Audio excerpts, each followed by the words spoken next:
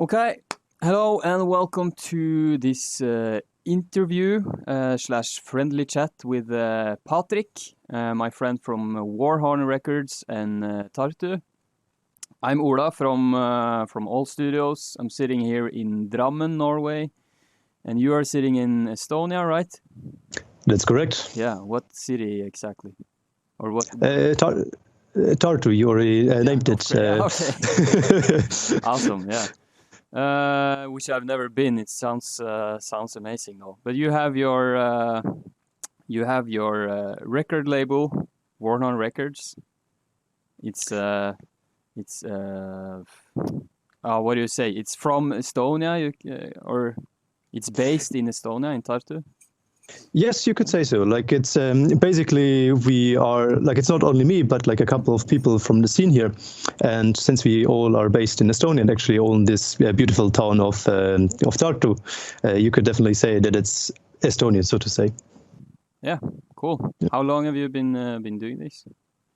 I started actually in the end of last year, it's like roughly 1.5 years I've been thinking about it, and then starting with the first release at 12th December in 2020. Okay. Yes. Yeah. So what about a year? Yeah. Yeah. Cool. But what about All Stars? Like, how old is this actually? All Studios is now. Well, I officially registered it in December 2019. So soon 2 years officially, but it took at least 1 year just building it up and then getting all the paperwork in order and all of that. So it's been in progress since, I don't know, 2015 maybe. But it was officially open in officially presented in 2019. Yeah, just like 12th of December or something. So some people might wonder how did we actually meet, and that's actually like an interesting story, because like it all started actually with Eldamar. With Eldamar, yeah. Yeah, because. I was talking with Matthias from who's doing Eldamar, and I knew he was in Oslo. And since I was doing an exchange semester in Bergen, I was once going abroad and then coming back and was going through Oslo. And then I thought like, oh, well, I could actually also like meet some people there. And then he told me that actually the first ever Eldamar practice, was it the first ever, or was it just the first one that ever someone else? I think so, yeah, because Eldamar is from like 2014-15. So Matthias has been doing Eldamar for a long time, and Eldamar is kind of this. It's a very individual project. You know, it's very personal to him, and he wrote everything himself. And he, so the band that we were actually making was Askheimer, which is this brand new band. It's not. Which is also very amazing. Yeah, I think it's some awesome music too. Some, what do you call it? Like symphonic. Yeah, like it goes in a bit also in atmospheric direction, but you could also call it a bit more symphonic because it's a bit more, I think, I know that Matthias likes Children of Bodom, if I'm not mistaken. Yeah. So I think it's you can hear some influences. Yeah. Yeah. There's some Dimmu Borgir, and there's this Nordic. It's very melodic and very atmospheric as well. Yeah. And super excited about that. I hope we will record some stuff with Askheimer soon. But yeah, the thing was we were already doing Askheimer, and then maybe you got more details on that. But the Barter Festival contacted Matthias about Eldamar, which was more or less, it wasn't done, but it was an old project for him. And then we got this chance to play in Germany at this festival as Eldamar, and he talked to all of us as Askheimer, and he came to us and he said, "Okay, so Eldamar got asked to play this gig in Germany, and we can all do that. And then we started practicing. So I think when you were there, that was probably the first, at least one of the first. I might be wrong, but I think it was the first practice we had, yeah. Just for the record, it will be the first. I'm happy with that. Yeah. And awesome. It was actually like really nice to hear, because like I really love the music, and then like to hear it live is something completely different. Yeah. And and then like something very weird happened, because my Airbnb was supposed to be in Oslo, but the night before, when I was actually in Vienna, I got to know that they canceled it, and Right. I couldn't find anything like on the spot. And I was really lost, because like if you're like in a town where you don't know anyone, like what the fuck are you gonna do? But especially in winter. Yeah. And then like I don't know which of you was it, maybe it was you, but like like just offered like, oh, you can stay at our place. It's that a bit away, but it was probably me. Yeah. Because Drammen is, you know, as you know, but it's 40 minutes away from Oslo. It's like the next town over. So it's just like a train ride, 40 minutes. And I just picked up this that you were stressing about, this Airbnb and hotel room, and a hotel room in Oslo. A drop-in could be like, I don't know, 200 euros. Tops. That's an expensive one, but it's between 100 and 200 euros for a night. Yeah. So so you were kind of stressed out, and I noticed, and I thought like, hey, we got some we got a couch and whatever at our place. So that was a fun coincidence, I would say. Yes, and actually, like it opened up. Like I really like these situations that like sometimes happen, and like I'm trying always to get into this like mindset of, okay, like if bad things happen, something different will happen. It's an adventure, and actually it was, because in the end I got to see like how you like live. Like I think it was just the three of you at the time in this house, and I also saw the studio that you actually know in, which looked very cool. Yeah, thank you.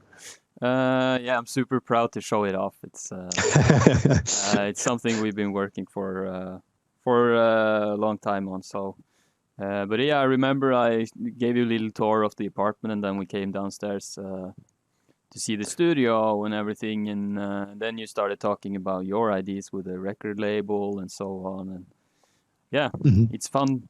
It's fun to show it off and to meet people from Estonia or from Germany. Where did you live? Yeah.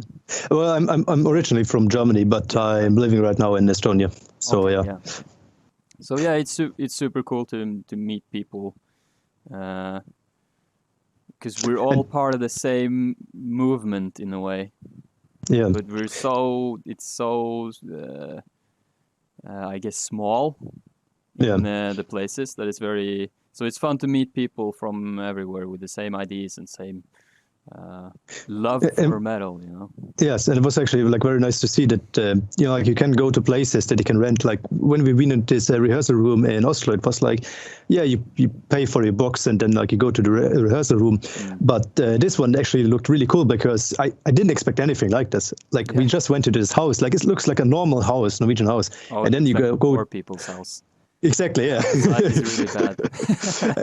Then you go into the basement, and you have like this amazing studio, which is like really top notch, I must say, and it's like, wow, that really got me. It's priorities, you know. The outside looks like shit, but the basement is awesome. It's it's what's important, you know. I want to ask you about the room you're sitting in. Maybe you can tell us something about the building, or what you do, if you rent it, or what you do. Yeah, sure. It's actually like I'm only like a small part of it. It actually started roughly 7, 8 years ago, that a couple of enthusiasts from Tartu, they were renting out a practice room. At some point of time, they decided, why not do it ourselves and have like kind of like a collective? So they created this collective called Pergaros, and over the years, Pergaros, it was made from the different bands that at that time were doing this.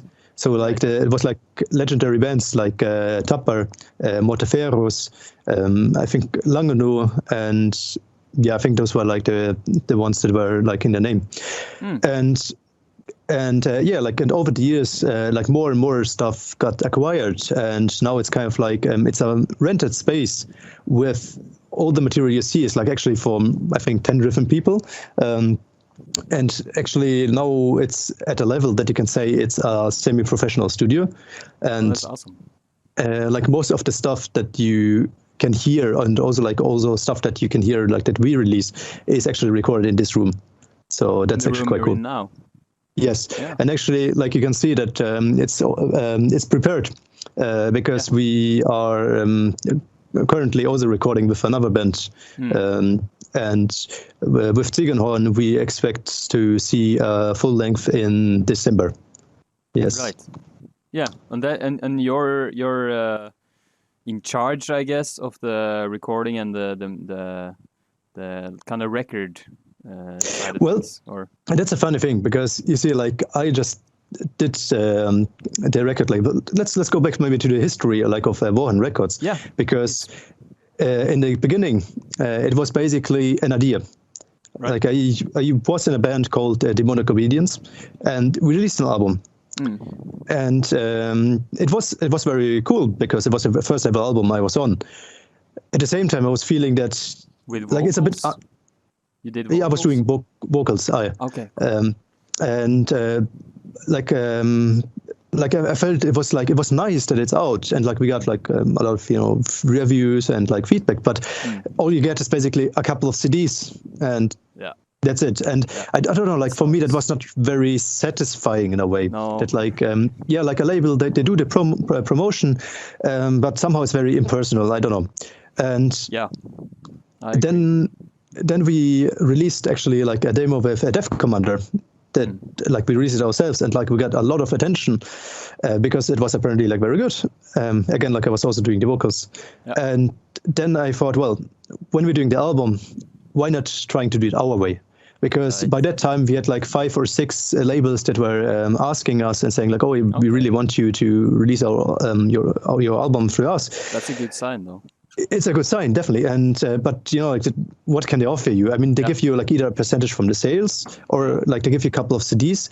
But does it satisfy you? I agree. Like because like if you then like want to say I want to do like my way, I want to do like let's do something special, let's do this and this. You can't really, because the label will always say no you can't because exactly. Yeah. So and another reason was that we had so many different bands. And I thought, every time you start from zero, and you always have to like start from 0, 0, 0 again, even though some are really good, but you have to start from 0. Yeah. So I knew like we will release Death Commander. Like I asked the guys, and like they were happy with it. So Death Commander was definitely on the list.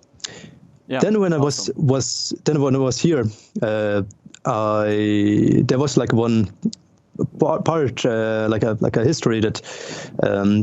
That made me like a bit that left me a bit baffled because like there's a lot of bands here, but you won't know any of them, right? So like do you know any Estonian band actually? Oh, I know a lot of the more fresh death metal bands, no black metal bands, but I don't know where they're from. But, no, mostly the bands you told me about, or from your record label. Yeah. But not from Estonia, huh? No, because I don't think. Because like it's almost like Finland. Like there's like like per percentage, it's a lot of bands, but not a lot of them actually make it big and get outside. And although some of them are really good, so then like the first thing we released was like a split album. Not a compilation, a split album with the 9 different bands from the city, like 9 extreme metal bands.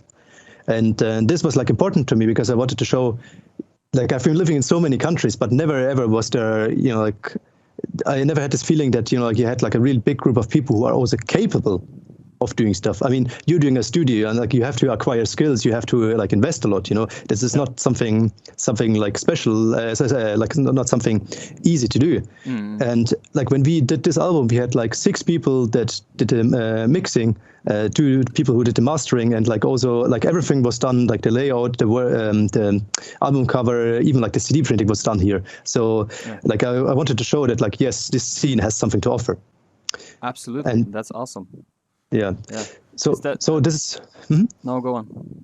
So basically, what I want to say is like a change from this idea of doing our stuff to also supporting the Estonian scene and all the bands, and it's always important. Like it's not profitable. Like I don't get any money from it. Everything gets reinvested, and all the bands, they can decide themselves what they want to do. And and if they find a bigger label, I'm happy for them. Like let's just go for it. Yeah. So that's the philosophy behind it.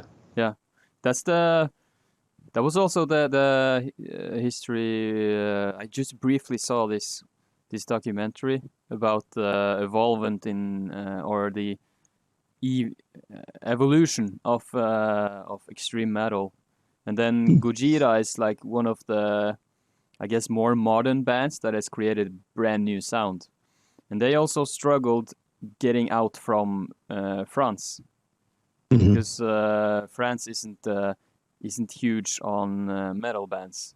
They have some small, but they don't. The management side there is just terrible. So they kind of did the management from scratch and changed it. But that's also that was the motivation behind this studio here, and I guess the label that I also have. The idea was just that that the society that we live in, especially in Norway, where we're so rich and we have so much oil, and we have a lot of money going around, circulating. So rent is expensive, cars are expensive, everything's super expensive because everything here is worth a lot because of the oil and whatever.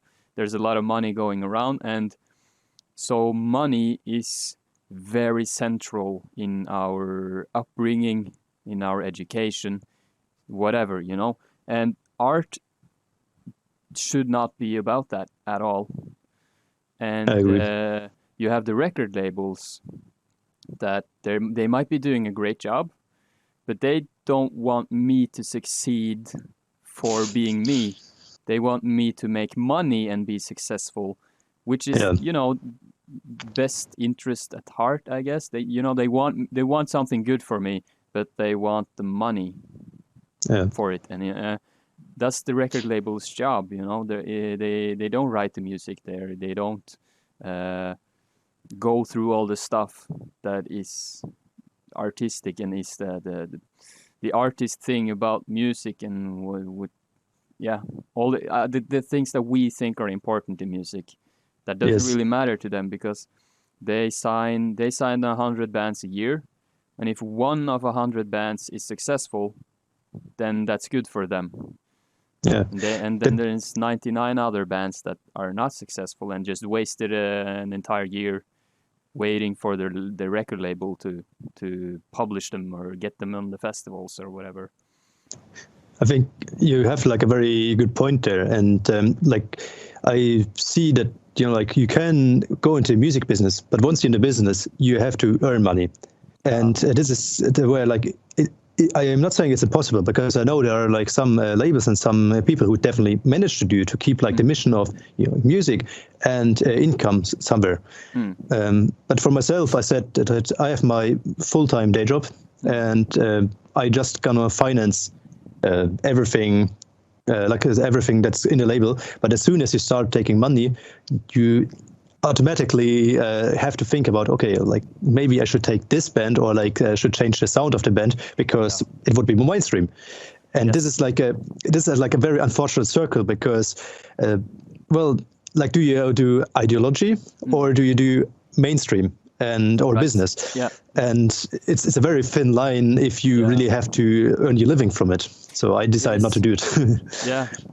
Maybe that's smart, because I'm really struggling with the situation here. I'm trying to make a living of what I do, but it's it's hard, I have multiple other jobs here and there, but I wish I could just spend all my time in the studio and be in this circle, you know. I think especially in the music scene, or music business, it's very difficult. But once you get a certain recognition, I think it can be possible. Yeah, absolutely. So, for example, it was also very interesting. For example, Pagan Sarf, which was our latest release, probably at least when we were talking, and they actually came to us and were writing us. And I heard the music and was like, "Wow, that's really good. I really like it." I suggested an additional mastering because I thought it was all done themselves, and I said yeah, it's good, but a bit more. But apart from that, everything was really from their side. And this is something that comes, I think, over time. You just have to be keep doing it. And I think I really like what you do and also how you do it. It's actually considering you don't have any utbildning, what's it called? Utbildning på engelsk. Utdannelse. I was speaking Swedish. Yeah. Education. So you don't have any education in this, do you? I'm not sure. Just self-educated, I guess. My brain doesn't work well with school because I'm so I don't know, naive, or I don't know what's the word, but I have to find knowledge myself. If someone tells me this is smart and this is whatever, and I don't care enough, so I can't concentrate on it most times. So I just have to figure it out myself. So I have spent hours on mixing course and classes and whatever, and just teaching myself how to mix, and now how to manage a small business, and how to promote music, how to record videos and whatever. So I went to this folkehøyskole, which is people's high school, where you don't get a diploma or anything. You just get if you want. This is the only rock and metal school in entire Scandinavia, so it's pretty cool. That's also where we all met. So I went there. I didn't get no diploma or whatever, but we played concerts, we wrote songs, we met a lot of people, but no formal education, no. Not at all. But it's impressive because, I have a feeling that some people get pushed into it and they do it because I don't know, someone told them. But I think those that actually do it because they really have an interest and have a heart in it, they will also succeed better. So I think so. Hopefully for you. Yeah, for you too. Let's hope so. I think also it makes it a bit more stressful. Because it's not like I didn't only invest my money or invest a couple of years, it feels so personal that it just can't fail, It's it's not an option to stop and to start over with something else. It's just something that's inside us, and that's why it's so fun with metal people or musical people everywhere, because as much as you want to, you can't just choose, or you can't lose the music, I guess you have this feeling since you were a kid as well, that the first metal song you heard, and it just from there on it's just metal music and extreme music, Yes, definitely. It's actually funny because I know a couple of people that started in 20s and then they dropped off, but you see, and actually I have a feeling that when you're in your mid 20s, end of 20s actually, and also around the 30s, this is when you do the serious music, because now you've tried out everything, and now you have also gained experience, you have gained knowledge, and now it's a time to actually use this knowledge, use this life experience, and put everything into making music. There's some exceptions, I know, there's one band that was from here, named Coffin. I mean, those guys, they were 16 to 20 when they recorded their demo, and old school death metal, and it sounded amazing, one of the most promising bands. Unfortunately, they split up, but it was amazing that these youngsters were actually able to do that. So. Awesome. I wouldn't be able, like, if I look at my like first band when I was 18, no. No, but sometimes it just works, you know.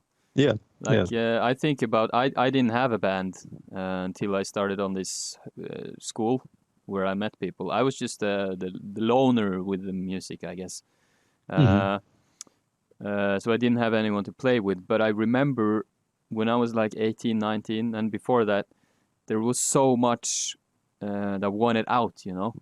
And if I had a band to do it with, I guess I would probably have performed some pretty good songs, you know. Like if you think about Mayhem or Metallica or, you know, all these bands, when they were young, they created this really aggressive music. Before they got, you know, old and smarter, I guess it's really interesting to listen to the music that people make when they're young. Yes, kind of. And actually, a friend of mine, he's like an old, like a diehard metal fan. He's already 40, and you know, like he basically said that metal is revolution. It's like against the system, and like that's when are you against the system? I mean, you're not against the system like when you're 30. Like even like when you're running your own underground stuff, like you can't really be against the system because. No. It won't work. No. Like it just won't work. Yeah, like you can try to not pay any taxes and stuff. Yeah, good luck. Like it works 1-2 years, but then like someone will fuck you over. But yeah, like especially like as a youngster, you can revolt. You want to revolt, and you have to fire. And I think you can still do it later on, like through a different way, through. But unfortunately, actually, because this is like the time when you explore. And like later on you have explored it, so like you maybe don't have this anymore, like this youngster energy. This is maybe why some of the bands, you know, like they got better technically, but the spirit was best kept when they were young. That's just like a theory I have. Yeah, I agree. Same as but it's just so much stuff that just grips you so much more when you're young, and you know, hungry for life or whatever. I don't know. But it's interesting. So Ola, what was the first thing you actually did with All Studios? The first, I don't know. There was so much paperwork and so much boring stuff that I'm not gonna get into. But the first, we started recording some Monastery songs just to try out. Monastery is my band, by the way. It's that's what I write, and no one else is writing for it. It's just my own thing. But yeah, we started. I've been writing a lot of songs prior to getting the studio up and running, and so we started recording some stuff and experimenting. And I guess we did like, I don't know, 50 recordings, and they're useless because we just had to, you know, get experience with mic techniques and the room and just stuff to learn. So we were just recording stuff here and there, and this was like December 2019 when Corona was starting to break out in China. Actually, wasn't it the same time when we met roughly? Yeah, that might be. Because like I think 2019, yes, because like I was in November 2019 actually was visiting. Yeah. Yes. Yeah, you might be right. Yeah. It just started being like in the news. It wasn't like a big deal to us, and we didn't realize how big of a deal it was going to be, of course. But I remember it was kind of a slow year. We did some recordings and so on. And when Corona broke out in Norway and everything got shut down, then I was out of a job, and there was no concerts, no like light in the end of the tunnel. You know, there was just everything just stopped.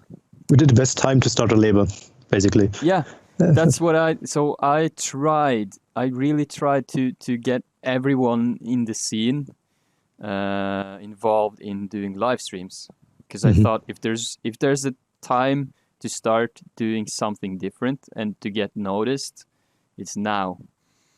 But we were a bit slow and back and forth, so when I had all this time, the first thing I did was record the monastery song Fjorden, which is it's like an atmospheric black metal song. But I chose to re-record it with just acoustics. So just an acoustic. It was a 12-string, and I had a bass drum on my. I had a bass drum on my left knee, and then foot, and then I had the hi-hat on my right. So basically, you looked like someone that you meet on the streets who is trying to make money, right? Yes, okay, I see. Definitely. Like, I played everything myself, sang, and then I did a second take where I sang harmonies and played a 6-string guitar, with a guitar solo and Oh wait, and I had the snare drum also on the suit. So that was, I practiced a lot to do that, and I shot a video and everything. It's out on both Facebook and YouTube. Mm-hmm. So that was just one of the first things that I did from the studio, that I publicly released from the studio. Mm-hmm. Because I all of a sudden had all this time, and I thought, okay, I've been thinking about this for a long time, so let's do that. That was in, I guess, April. Might be, around that April time, I guess. And the second big thing we did was we had a live stream. The first live stream from the studio with some local bands, Abacus and Hoffman's Bicycle Days. None of which are in the extreme metal genre, but they're still really cool bands. The name sounds interesting. Yeah. It wasn't Albert Hoffman. It was in Switzerland, I think. Mm-hmm. Yeah, it was a guy who discovered LSD by accident, apparently. So yeah, the band is named after that accident. But yeah, really good friends, really cool music. That was the first stream we did with 2 bands, and I quickly learned that instead of having one night with 2 bands, you can have 2 different shows, which is more of a happening, you know? Like if you have one show every second week, it's much better to have one big show one time. Mm-hmm. With the live stream, that's the difference with the live stream against like a festival. Because a festival, you go there and you spend a lot of money and time and so on. But with a live stream, you're just watching it from your living room, you know? So you try to make more content. This is all the stuff that I, learned as I was going. Oh, I got a visitor here. So yeah. And was, what role does he have? This guy? Yeah. He's the security. Ah, yeah. I see. He barks if intruders come, then he barks really loud. Oh yes, I actually remember. Yes, I remember. It wanted to kill me, but luckily it didn't. No, he has a big heart, but his instincts just go full attack when people come in the house. He has the instinct of a wolf, but the body of a cat. Well, I mean, you can't have everything. No, like he's not a big guy. You're not a big guy. No, so yeah, we did the live stream with.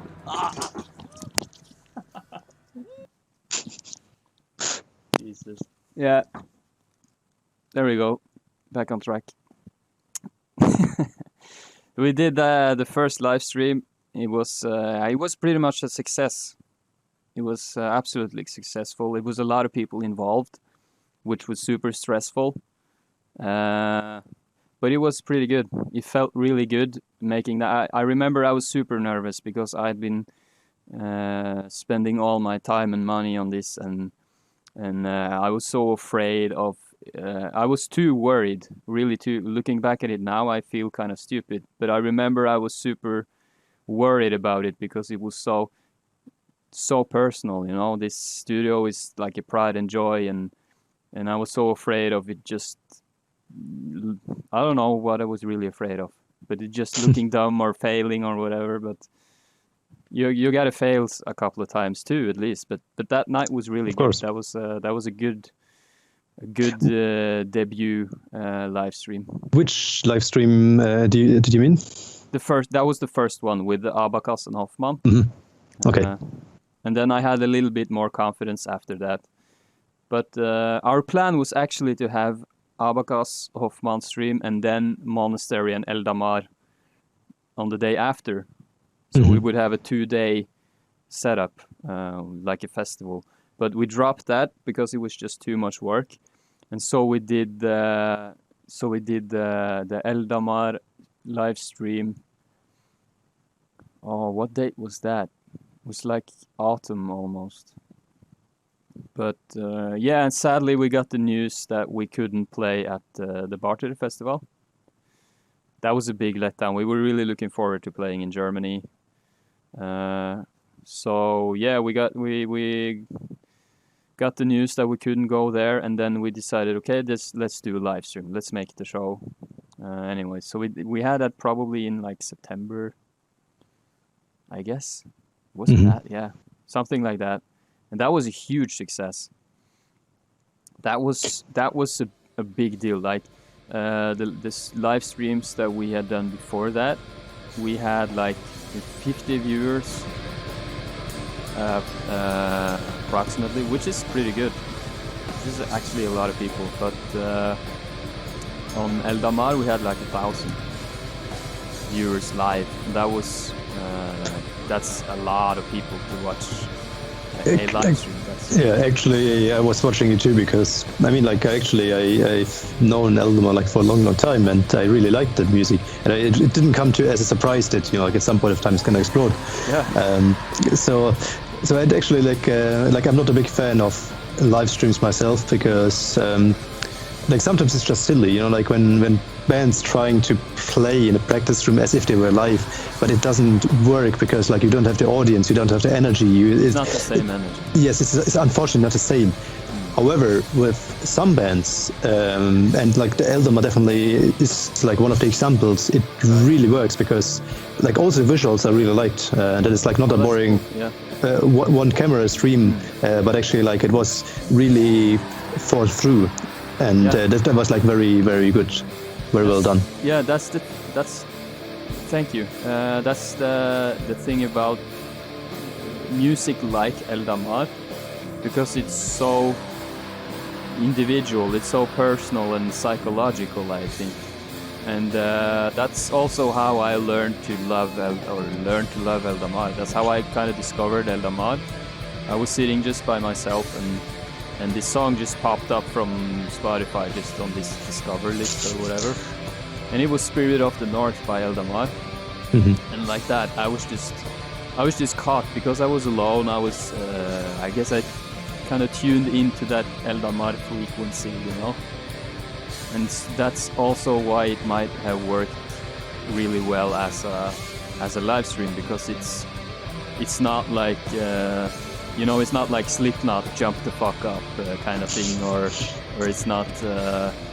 It's very individual and very spiritual, maybe. And I think actually it may have even like an advantage, because I also know from experience that some music is like it's better to not play in front of people. Like for example, like some years ago I was seeing Galsweird, it was Vadruna, and they were still having a Gal singing there. Right. And I really liked the music. The show was really good, but there were some people shouting Gal all the time, and it was like so annoying because it destroys the whole atmosphere when you have people shouting with such atmospheric music.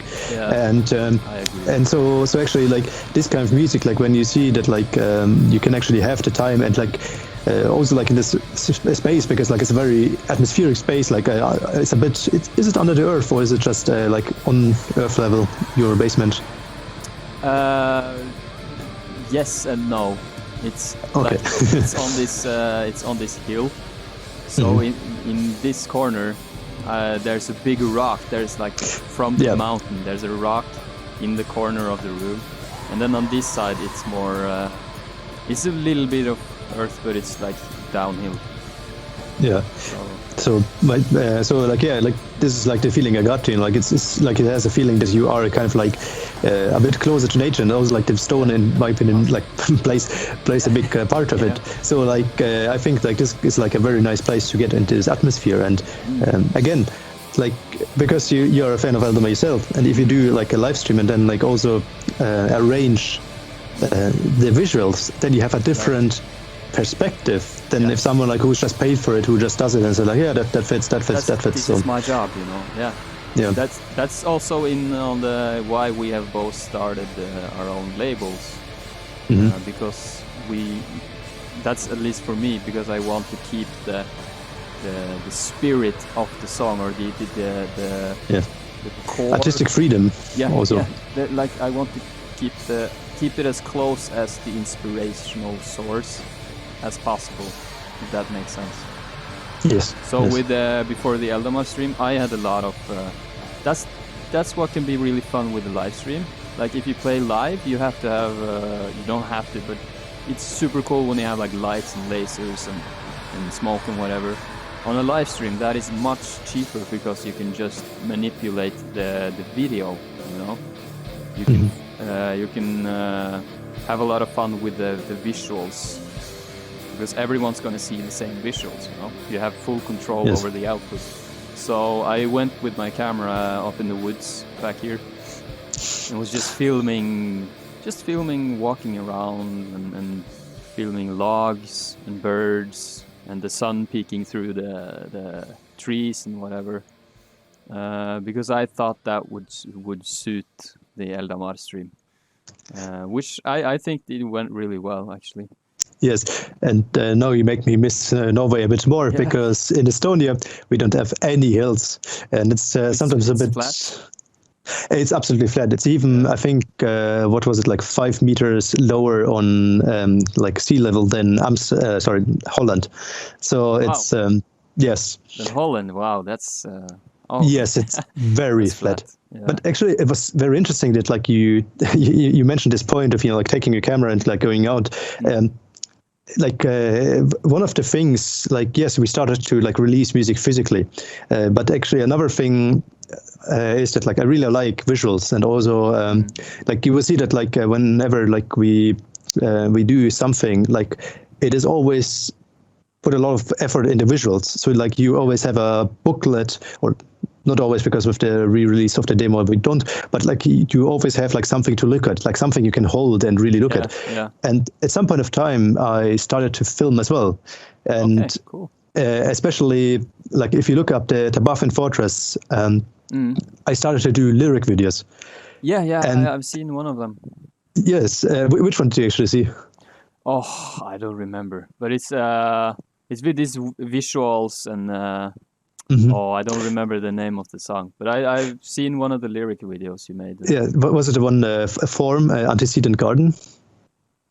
It might be. It doesn't matter. Like, but the idea was that, especially for this split album, I thought it would be interesting. Like, again, you don't make money off it. Like, if you're like our business, you can't do it because it doesn't make sense. Yeah. But I thought, no, it's a nice thing also for the bands, to show the bands the spirit of the bands, because when I was talking with the people, like I understood that everyone had their own reason or like their own background why they were actually doing what they were doing. And so like I went to, for example, the Forum was the first one. I went to the main guy who was behind it and I asked him like, so what were you thinking like when you were like doing it? And then there was actually like around half a kilometer from his home, there's an old like ruins of a house, and it has like a very nice garden, and you can see that like it's very sad because it probably used to be like a very beautiful garden. And the lyrics are actually about this garden, so to say. This is why Antecedent Garden. And so I went there with him, and like we filmed, and like I asked him like, what places do you like, and then like I tried to capture it. And then later on, like this is like a bit like my artistic stupidity, like I took like a couple of facts and to make it like a bit more. I mean, it's experimental music, so like this is why it looks a bit weird. Then with Ulguränd, it was another interesting thing. Like again, I asked this guy who was behind the project, or like the main guy. I mean, like it's always a band, but like the guy who was writing the lyrics, and he told me like it's about a fire. And I told like, okay, like if you have to do a lyric video, like what would you choose? And then he had this idea of this bonfire. And so basically this fire that you can see is actually like just like it's on his actually like this area belongs to him as well. So like this is where they like fire up or like burn the old branches that like in springtime you cut and collect. So it's basically like from his home, and it was like very nice, you know, to drive there. We had to drive like 2 hours to get there, and then like in the evening back. Yeah, and like with Sküllfükk, it was another thing. Like they're just crazy, you know. Like but it's amazing because you know like every one of them is unique and has, and it's just like the important thing, they have an idea behind it. Yeah, that's so cool. Yeah, that's, as you said, with a big label, they just get the job done, you know? Yes. It's so much more fun to like get the source out there or get some personal stuff. Like I love filming all of my stuff myself and creating this, I really wanted to make videos when I was younger as well. I still do, but you know, music first, and then film star next. Yeah. That's my next move, to be a movie producer in Hollywood. No. Why not? I mean, like, wasn't Norway owning 1% of Apple, 1% of Disney? Yeah, Disney. So there you go. They do. Yeah, like as far as I know, they invest like a lot of money for pension funds. So yeah, anyways, probably yeah. That sounds correct. But yeah, no, I just usually when I hear music, I create these visuals in my head, and I think a lot of people do that themselves, but there's also a lot of people that don't. Especially, I think more and more now when you have all the time, you have Netflix and Facebook and whatever. There's always things happening in front of you that are amazing, or the scenes are created really good, and the CGI or whatever is really creative. But the creative stuff doesn't happen in your own head, you know? You're not creating the visuals yourself.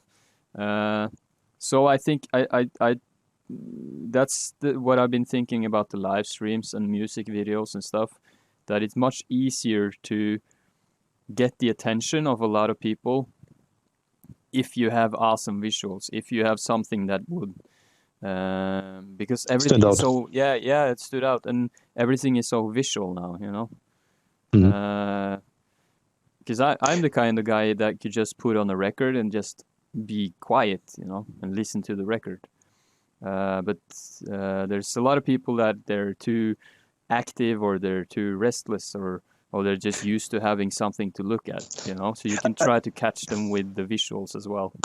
Actually, it's interesting because I once saw, you know, like whenever you see like there's some useless videos, and there was like this flying over my feed or whatever, and it talked about the Four Seasons, like the song, the classical song, and exactly. So like, and like it was, as I said, like it was a bit simple, but yeah, they said like, oh yeah, Vivaldi didn't only write Four Seasons, but he tried to simulate the Four Seasons with different sounds, so to say, like what the instruments do. Okay. And they try to make it like really pseudo intellectual, like, oh yeah, like now you can hear like words and whatever.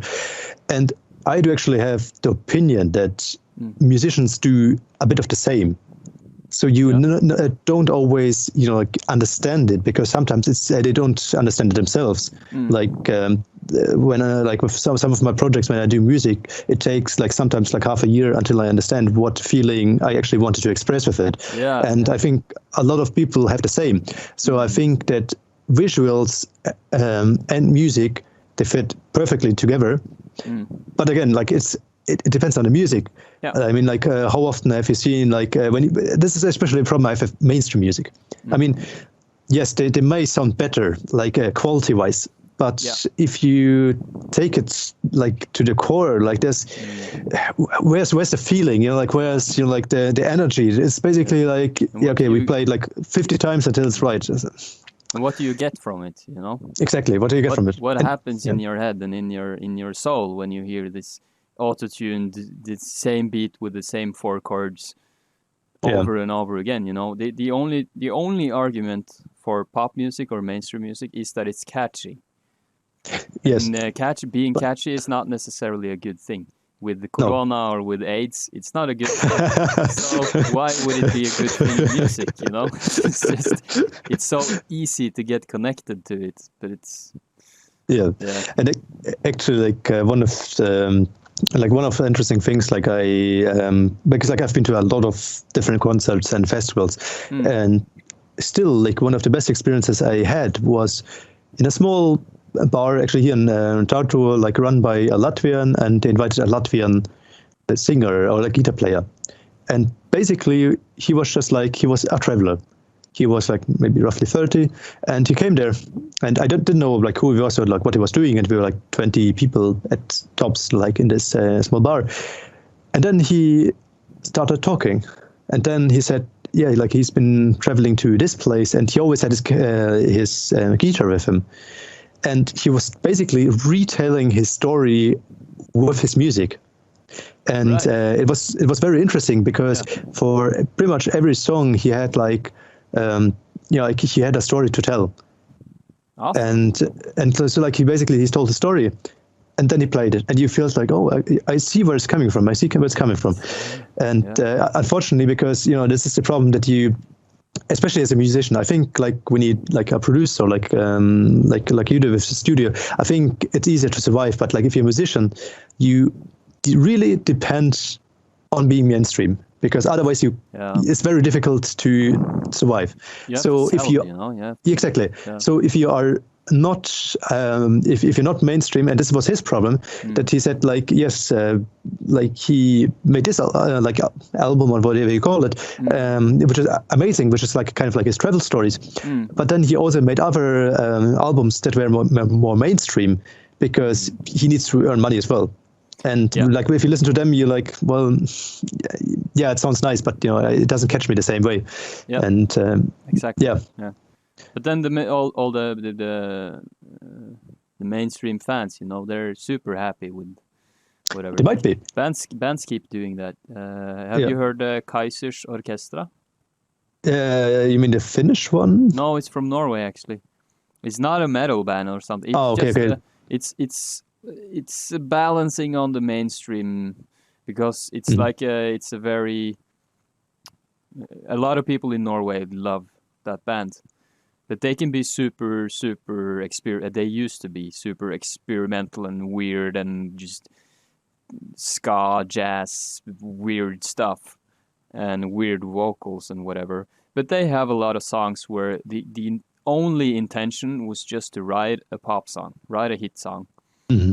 And of course those songs are the biggest ones. But they say themselves that this is business. This is our job, And the crazy songs, the weird songs, they won't ever sell the same way as the mainstream songs will, unfortunately. So it's this balance, Yeah, and actually now, I was talking about form Antecedent Garden before, and now I think it would be a good way to just cut in for a couple of seconds so people understand what the music is, because then I will explain a bit more about this band, because for me this is a very interesting experimental band. Yeah.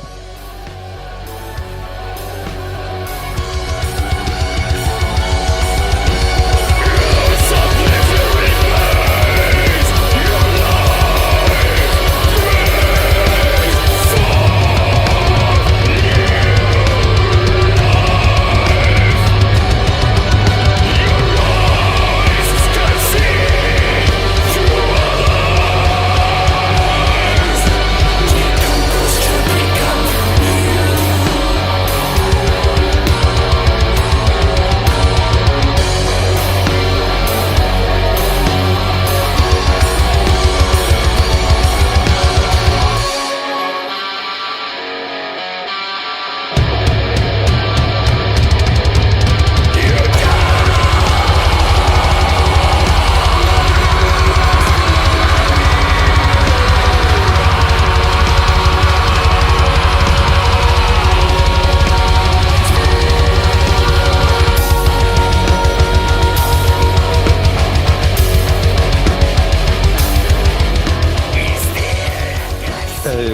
after we've seen like a bit of form, what it is, it's very experimental as well, and atmospheric experimental as well. And you know, like these guys, they actually released the album just recently, and unfortunately not in my label because like I was only like starting with the label. And I saw them live some 1-2 years ago, and I thought like, oh, actually they're really good. And when I listened to the album, I was like, yeah, like 1 or 2 good songs, and the rest is a bit, like, because it's obviously experimental, right? Yeah. And then they did something which was impressive. They made like an album, how do you call it? Album, like when you play the album the first time. Like a debut fest or a release. Yeah, so yeah, exactly. So it's kind of like a release party, like where you usually play your album, like album release, whatever. But because of Corona, obviously this wasn't possible. So what they did is, like in Estonia, the restrictions were actually not so bad. Like with Sigurnorn, we had our first concert actually in October 2020 in the middle of a pandemic, which was quite funny. And but yeah, coming back. So they rented like a place, a big hall, which is also quite high. And then they worked together with 2 or 3 artists. Yeah. And the guy who is behind Form, let's say, call him just the main guy, he studied art and is at the military. So like kind of like, it doesn't really match if you think about it, but maybe it matches even more when you think about it. And these songs took 10 years to record and to mix and master, you could say. Yeah. So like over 10 years, they were kind of growing and, like going around. And when I went there, I just wanted to, like try to make a small interview with him, like show maybe some pictures and something, because again, like mission of Warhorn is like to expose a bit more like of Estonian music, underground music. Yeah. And what they did was they called it an audiovisual exhibition. So something we talked about before. Yeah. And for every song, they had a different art exhibition. And it was really an eye-opener because you really, you went in there, and I went through this circle because like they had the music starting over again. So like basically first song, first piece, next song, next piece, next song, next piece. And it was always something different. Yeah. And it was really an experience. And you could feel and you could finally understand, it's not like you have like a lot of bands who sing about, Satan or Satan's cat or, whatever springs to the mind. Yeah. But actually the lyrics, they had a reason, they had a thought. And now when I listen to music, I listen with a completely different imagination of what is happening. Right. And awesome. So like the plan is, because like then I, instead of like just going there for half an hour or like an hour and going back, I stayed actually like both days almost from beginning to the end.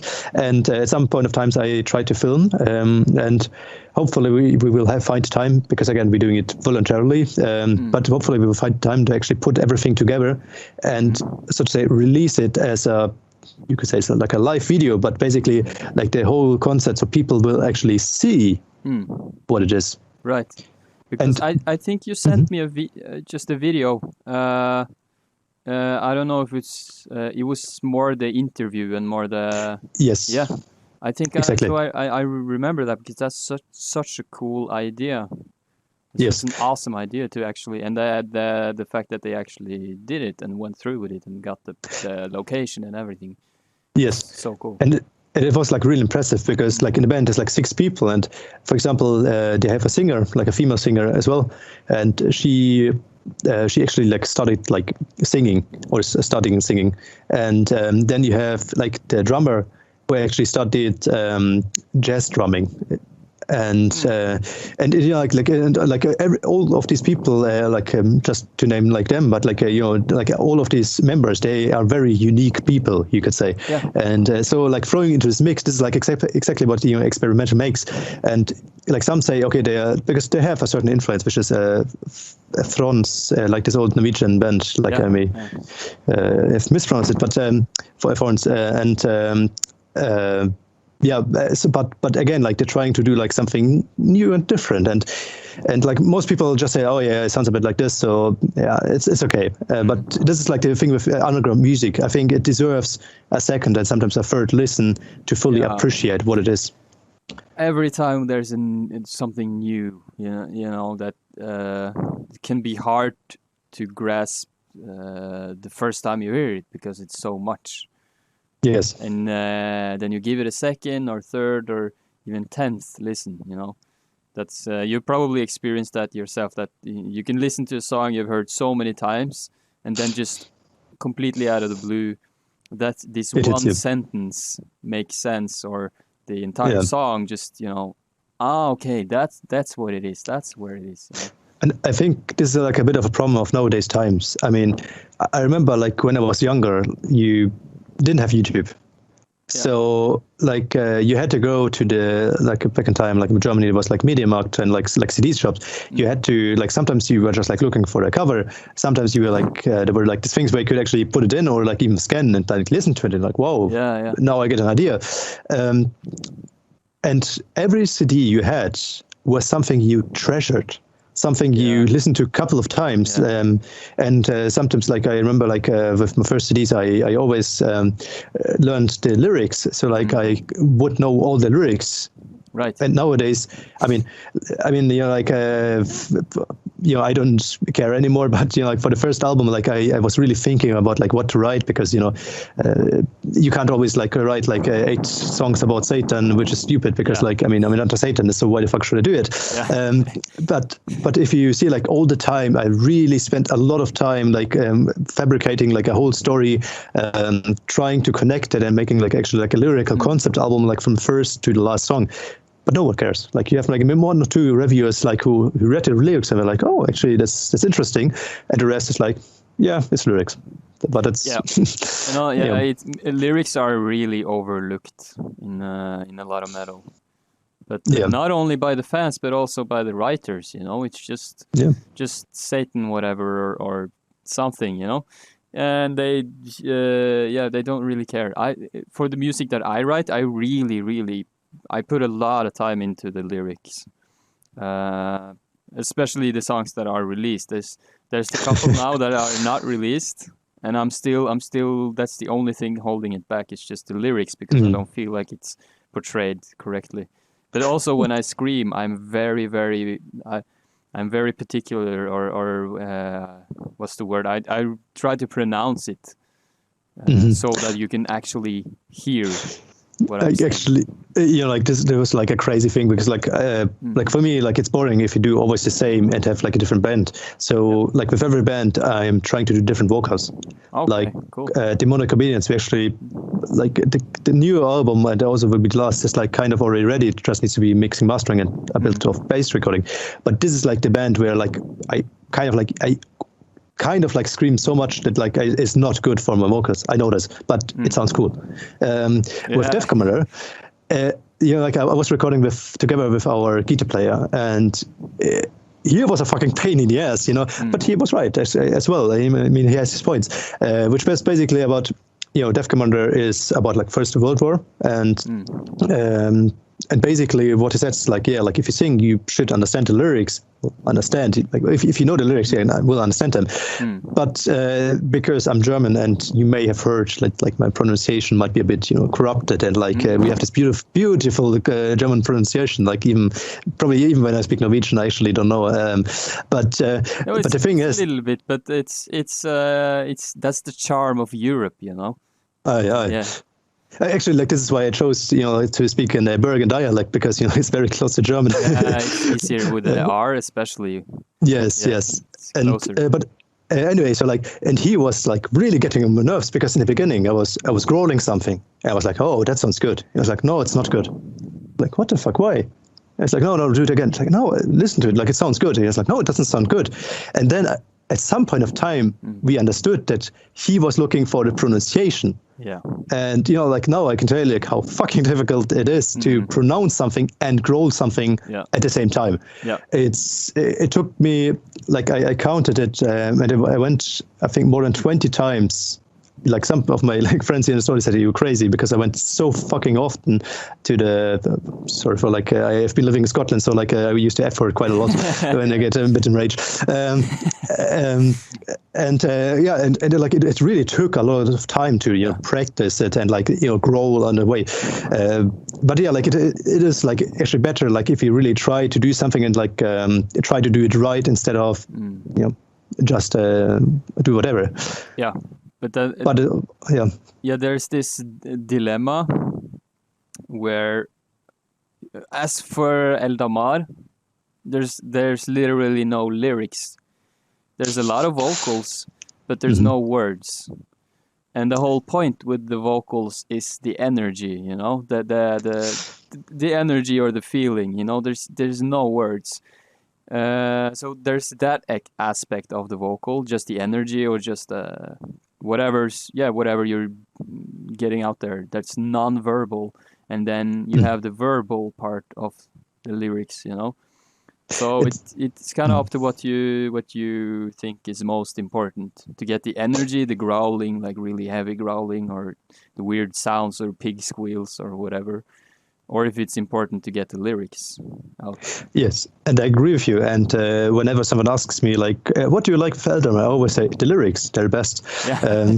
But actually, jokes aside, it's funny that you say this because, with Warhorn, I have exactly the same approach.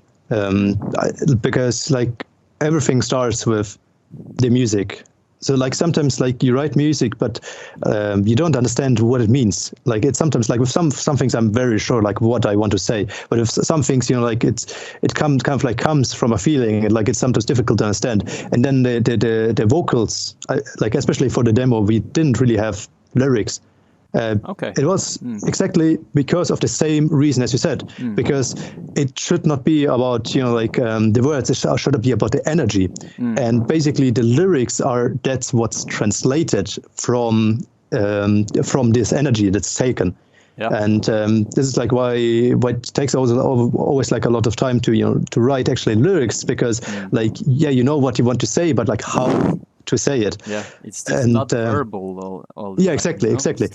But I think this is and this is why so many people really like Eldamar, for example, because it is not about creating a fake universe a lot of Tolkien based bands are you can write or try to fake Tolkien and do it in the words, but it gives more power and it has more to it if you don't focus on actually what is written, but actually what is coming from you inside.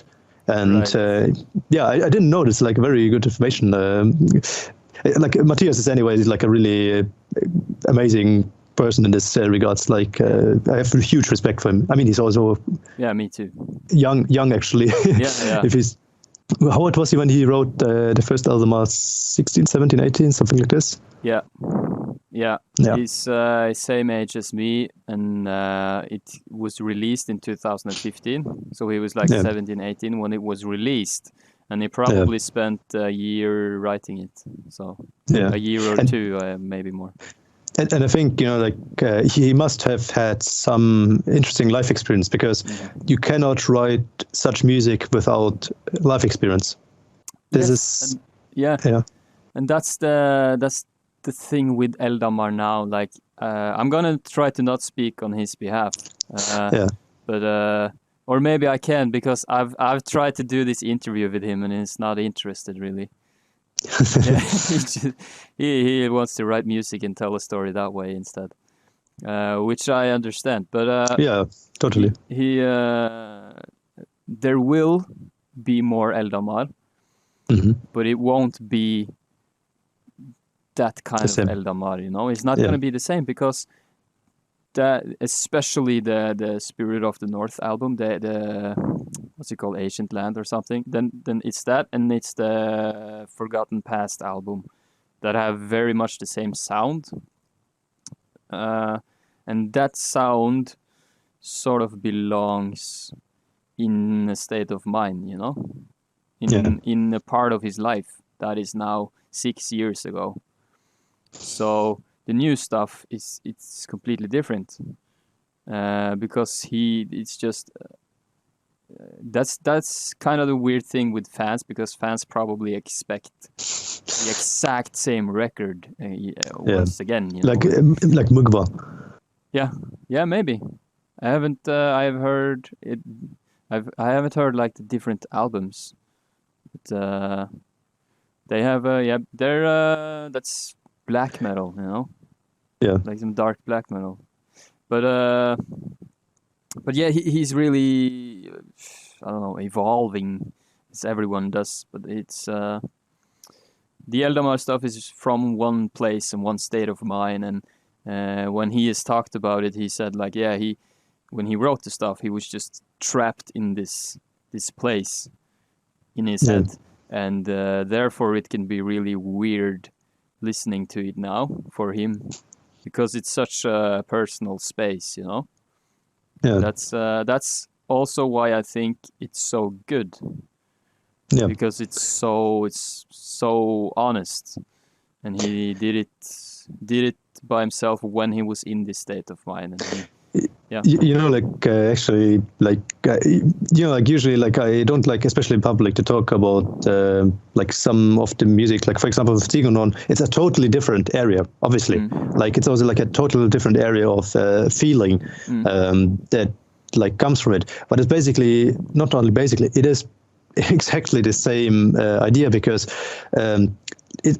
Like when you listen to the songs, you will see that no song. Well, for the demo, they were kind of similar-ish, but like for new songs, like no song is like the other, because a song takes like roughly 2-3 months to evolve, and then also you have like different times, like different seasons, different feelings, different things that happen. And already now, like I have ideas for like the new album, which will be completely, not completely different, but it will be different. Because like this is the state of mind that is captured now, and once it's captured, and it will always be a part. But it's like it's a very personal part, and this is why, like with this band, for example, I'm not very interested in like talking about it too much, because it's again like very personal for me. Like for me, you know, like it's like one is like an aggressive part, like how I express emotions. But you know, like it's basically like what I actually tried really to find somewhere, because like I have friends like somewhere else, like in Germany, like in Sweden, like wherever I was living, you know, and when they were making music, it was they were making music because they were music enthusiasts. So they kind of like, some try to sound like, you know, a bit like Metallica and Creator, and others try to sound like this and that. But, you know, sometimes I was lacking this, that, you know, the people do it because like it's a feeling inside of them that needs to get out. I agree. And there's so many bands that are, we're a black metal band, or we're this, it's like, we're this kind on the paper, yes, but And then but the really good bands, it's the ones that, you know, they have something to tell. In my opinion, they have to you have to have something to tell, and it can be dark and terrifying or whatever. But it's when you make it into music, it's always beautiful. Yes, that's what I love about metal music. You can take like the worst you have ever experienced, or the worst thoughts that you have, the most negative things you've ever experienced, and you can turn it into something that a lot of people will celebrate, you know. They will share that pain, you know, with make it the best. I mean, like I must say, like, well, at least for me, 90%, or maybe 90 is a bit harsh, because like a lot of underground bands are luckily like this, but like 80% of bands, let's say, they don't have this. They do music because they usually they want to be like on the stage. They just like, you know, the sound of it, which is fair enough, you know, but like usually they want to sound like, and this is like where it's getting boring again. Or they just dicks and have like a too huge ego. And the way how you can actually see it is like when you are on a concert and close your eyes, and if you still feel the music, then you know you've done something, like you have done something right. Oh. And also what I really liked about like this Estonian scene, for example, because in here you have a lot of people, like they all know it's, for all of them, like here in Tartu, it's a hobby, like at least from our scene, because we don't make money. Like usually it's like you kind of like you're paying always, because you know like all the fucking stuff, and like if like with Warhorn, like if we sell all CDs, we kind of like get to zero. But then again, like you know, like you give to those like who were involved, and then, but again, like it comes enough money in, so like you can invest in the next. But that's the thing, like the people have the spirit. For example, this drum kit that you see over there, it's been used with at least 10 different bands. Because you know, like there's not that many like good drum kits that you can use on concerts, and so like the drummer who basically owns it, he is very generous, and like then says, yes, of course you can get it, but bring it back as well, of course. Of course. Yeah. But you know, this is like what I feel is a scene, like people helping each other, supporting each other, and the only together, you know. Exactly. Yeah. And the only trouble actually, like at least my opinion, emerges when money comes in. Because now you have to like think about, okay, like I have to pay for like, let's say like the drum, and now like I have to pay, and then it's getting like, you know, the spirit will disappear. So like this is why I decide for myself at least that I don't want to make any money from music, because once you start doing this, it will be very, very difficult to. You can pollute the vision. You can exactly. Very distracting. And I'm barely starting to realize how much of a threat it is, or how much of a pain in the ass the money part of it is, because I'm pretty good financially, I would say. So I don't make a lot of money, but I've spent it good. That's why I have this studio. That's why I'm able to do all this, because I don't waste money on stupid stuff, really. I just use it well, and I also I have a very good idea of how to make money. Like whenever there's a crisis, I always find some way, like to paint someone's house or drive somewhere and pick something up. Just small jobs, you know. And that's, I thought I tried to bring that into the music, into like with the live streams, and by taking pictures and trying to make videos and this and that, just to be able to make it work, to make it go around financially. But it's such a big deal, and especially now rent is going up and everything is so expensive now. So that the cost, it's just the financial side of it is really polluting my vision or my spirit to do this, because it's mixed like motivational factors. I guess what do you call it? That's like I just mix the things that I want to achieve. You know, is it to be able to make the money, or is it to record and release an album and make it fun and make it exactly how I want it to be? You know, so it's kind of hard to balance those things, especially now when no one pays for music. You know. Yeah, I mean, there's like a general problem, I would say. This, I mean, like people, like especially when a band forms, usually they just think like, oh, yeah, it's cool, we play live. And then they say, like, let's go to the studio. And in my opinion, this is like the reason, like at least for me, like a band isn't a band unless it has recorded something. Because the trouble you have been through this whole process, it's not only like recording. You have to like find your sound, you have to find like your style, you have to find like, I mean, like sometimes the label takes all this stuff, but for example, like the vision, what do you want, you know, like the CD or like a booklet, like what do you want to show, how do you want to transport and everything. And then usually you have this problem with, okay, you have one person who is like very loud and wants the things his way, and maybe like another person that says no, I don't want it this way, and then like you have a lot of arguments, and in some bands this like leads to a breakup because it is really difficult. Kind of sounds like the guitar player and the vocalist. Yeah. Typical. As a vocalist, I can agree. Yeah.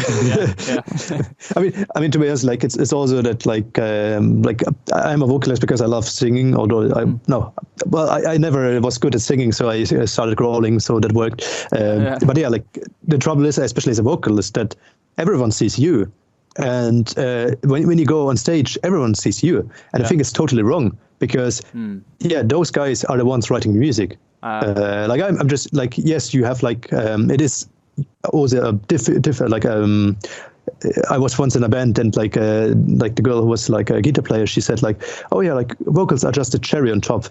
And I was like, nah, it is like depends on like what band you want, but good vocals can make a huge difference. It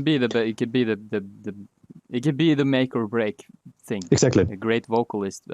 And most of the music that we listen to are focused around the vocalist and around this artist that is.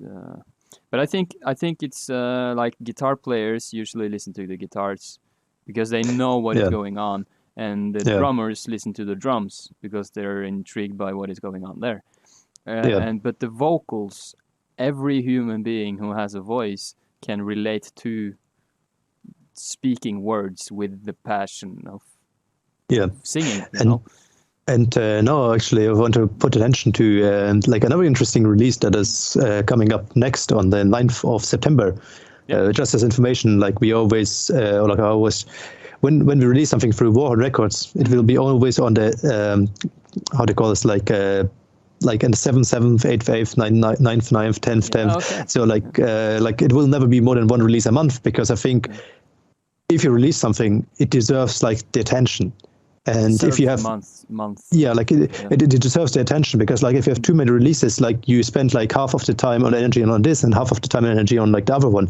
But now you have like 1 month where you can actually put a full attention on this, and then comes the next. Anyways, so that's like a 9th also something that is positive when you don't make money from it, because then you have this motivating factor: spend the time versus save the money or earn, But keep going.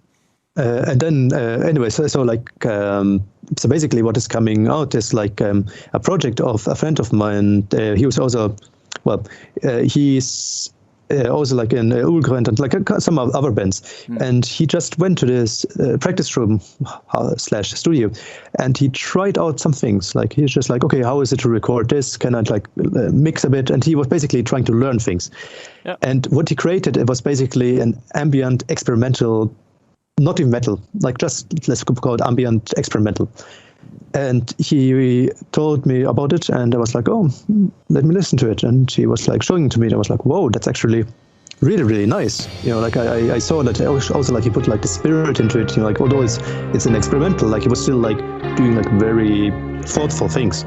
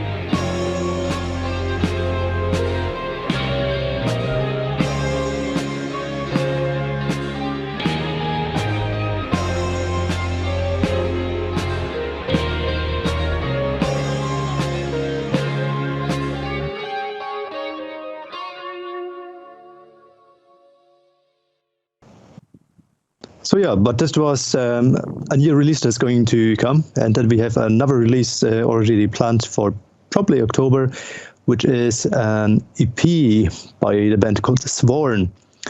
And it's like very interesting because the EP will not be like the album that is already out. It's very interesting. It's like one 25-minute song, which is like very how do you call this? You still have parts that like sound like Warhorn, but like in total, it's like very ominous, you could say. So like it's very, very interesting what's happening there. But enough about my plans. Like, so what are your plans with All Studios? Well, we there's a bit back and forth, unfortunately, right now. But we have shot one music video that we are now editing. It's for Monastery with my project. There's this song Full of Hope, which is the first song I wrote for that band. So we have recorded that music video partly in here in the studio, which turned out really good actually, and partly on this old farm that I used to live next to as a kid. It's this old beaten up house with the roof falling in and everything. So I think that would be really cool. I hope that will be out in September. Yeah, should probably be done then. And then I have a lot of songs that I'm still recording, but I'm kind of juggling, so I don't have really good dates. I should get better at putting dates on stuff. But it's because we're juggling all these other projects, and all of a sudden these people can come and record, and So that's it's recording a lot of songs, releasing a music video, mostly Monastery stuff, and then we have 2 new bands. There's also this friend of mine moved in not so long ago. He has a band called Cold Harbor, which is a very black metal band, like a Norwegian, not typical, but that's pretty cool. He just wrote his second album, or his first album. He has released one EP, and then he's just written one entire album now during the summer. So we're going to start recording that too. That's going to be really cool. There's also like a song that is, 15 minutes or something. It's going to be really cool. A lot of acoustic parts and a lot of blast beats and stuff. So I'm looking forward to that. It's pretty open. Yeah. We just started playing shows again in Norway. So we've done a couple. We did the Askhammer debut show 2 months ago, maybe almost 2 months ago. And you told me something about a podcast. If I don't. Oh yeah. I have so many ideas that it's hard. Yeah.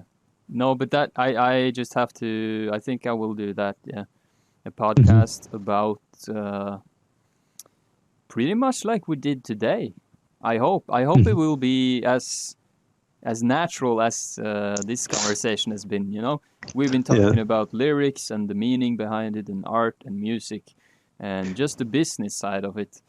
And there's so much to explore in this the thing that we do.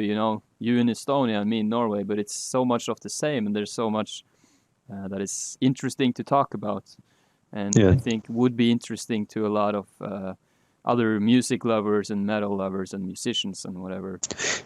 I mean, basically here you also don't need like the video necessarily. Like personally, I don't like being in front of camera because like I have the opinion it shouldn't be about me. It should be like about what we do, and like also like I'm only a part of it. And the podcast is very nice because you can actually focus on what they say and not what they look like or like how they behave. I agree. And I mean, like maybe we should like probably we should like have this as a video, but maybe also like as a podcast version. Because like I think I never listened a lot to podcasts, but actually like one of my mates in Germany, he started to do a black metal podcast, and I really started enjoying listening to it because like he's also a very good host, and like as we had I didn't expect it, but then like it's turned out to be like a very interesting conversation. Yeah, and I agree. And the good thing is like you can always stop at whatever time you want, and continue. And if you don't like it, you can just skip a part. So this is like a very interesting like idea, basically. Yeah, it's a very interesting market. It's just podcast is just blown up. Yes, it's like I feel a bit, again, like I think that like some people might hate me for this, but like the time of those web scene signs is over. Basically, it's like I saw it like with my label. Like I was sending out, like for example, like the bandmates from Graph Commander, they wanted to like have a lot of reviews or like see reviews because they are all old school. They are like a couple of them like 5 to 10 years older than me, and. So I was like, all right, I'm gonna send out. I sent like to 300 or 400 places. Like, yes, of course, like it gives you some exposure. Yeah. But the reviews, like, who's reading them? I mean, this is like, I'm sorry to say this, but like, there might be like still 50 to 100 people. But whenever I saw a review about a band, whatever, you rarely see that there's also an interest in the band, like it comes to like when it comes to clicks, when it comes to purchase or whatever. Are you getting customers that are actually buying and keep coming back to the band? Yeah, exactly. And like I mean, like there might be like some might be exceptions. And like for example, like we just like had the guys from Underground, which is like a German. Like let's call it like they do a lot of reviews and stuff like this, and like those guys are really cool, and I think they also have like still a couple of followers because they do it more interestingly. But if you look at like just a vast amount of online reviews that you have these days, it's like the funny thing is like we got more reviews from most of the bands by looking at these illegal download forums. Because there you can actually see people like with a lot of reviews, you have the problem that they only give you like 8 is like the worst, or like 7. Oh, that's already harsh. But like in those forums, there's like just normal metal fans who write their opinion. They say like, this sucks. It's like, oh, that's really great. And then you can actually like you understand what people really think. Like except for, and I had this problem with a lot of reviewers that like they take it, they have like maybe to listen to it once. They look at it and like I'm sorry to say this, but in one case, like the guy, he was holding like the booklet into the camera even, and was telling like, oh yeah, like I have no idea what like this album name is. It's like, every song is translated in English in the fucking booklet, and the last song was the song of the album cover. So basically, you could have known if you tried. Really. If you try it, but like it was, but he also told me it's like he has like 15 minutes with each album. Like sometimes they don't even listen like the full album. Like sometimes they just skip.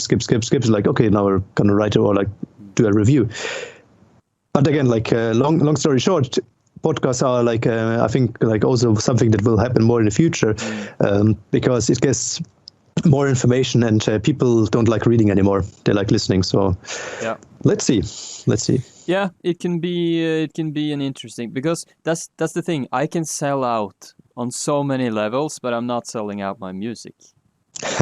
So if I can ride the podcast trend or whatever, I can, and also it can be fun to make podcasts. Yeah, of course. But the idea was to make kind of like this, like a video, but also put it out as a podcast on podcast streaming services. So that you kind of tick both boxes, But to like bring a little life into the metal community, I guess, because it's definitely it's alive. It's alive everywhere, but it's so spread out. You have these 1 or 2 guys in this small town, and then one guy in this other town, and so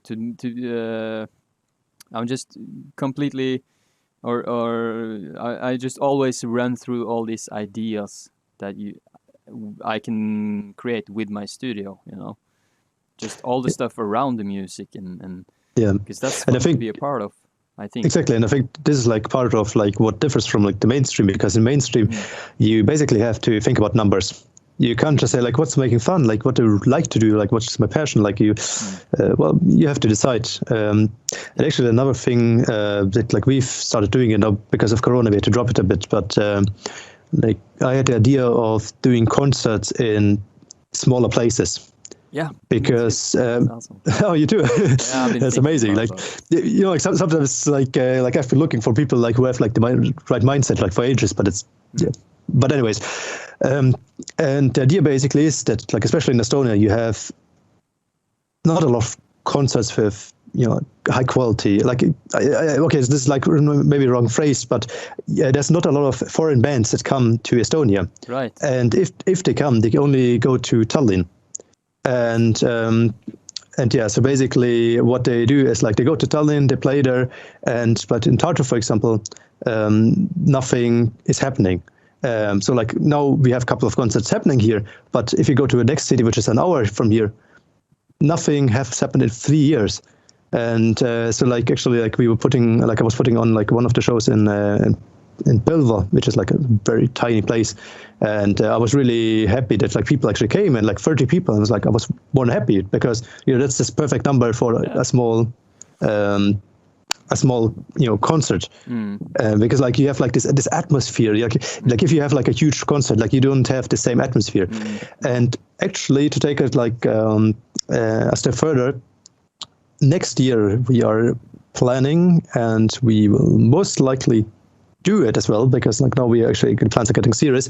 In the end of July, doing our own small underground festival here in Estonia. Awesome. And I hope to see you there as well, because like you're definitely invited. Yeah, awesome. That sounds cool. And the idea is like we just like do our thing, and like with not a lot of people, and because like the location, like if we can agree on the location, but I'm very sure we can, it's always like close to a lake, and it will be like kind of like just a place where you can relax. You can actually learn about also like, I hate backstage, because like I hate like this separation between bands and the audience. So there will be no designated backstage. So like hopefully like it will happen that the bands and the audience will come together. They will have a good time, and like everyone will enjoy it as a vacation, basically. Yeah. And also, let's hope like maybe 1 or 2 bands from outside Estonia say like, oh, actually that really sounds cool, and we want to support it. And yes, let's see about the lineup. And if Corona, like you never know, but in July it shouldn't be a huge issue anymore, I hope. Yes. I've been thinking about this so much, and yesterday I came home from vacation in close to Jotunheimen, where Galdhøpiggen and the top of Norway, the biggest tallest mountain in Norway, is there, and the nature there is insane. And I was just walking around on this farm that is definitely more than 200 years old, this family farm.